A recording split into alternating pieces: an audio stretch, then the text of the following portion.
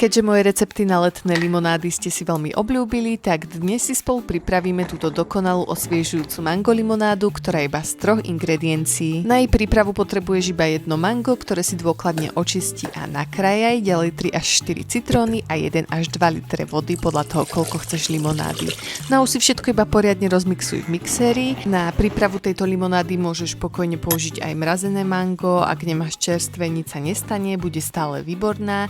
No a túto rozmixovanú mangovú zmes si precedíš cez sitko, aby bola krásne jemná a čistá a následne ju opäť preleješ do mixéru spolu s ľadom a 1 lyžicou kondenzovaného kokosového mlieka. No a všetko ešte raz poriadne rozmixuješ a zmes si preleješ do pohára s ľadom, ktorý si môžeš ozdobiť ešte kúskom ovocia a máš pripravenú túto dokonalú osviežujúcu mango limonádu, ktorá vôbec nie je presladená a doplníš ňou aj svoj pitný režim. A dajte mi vedieť, akú ďalšiu príchuť limonády by som mala vyskúšať pripraviť na budúce.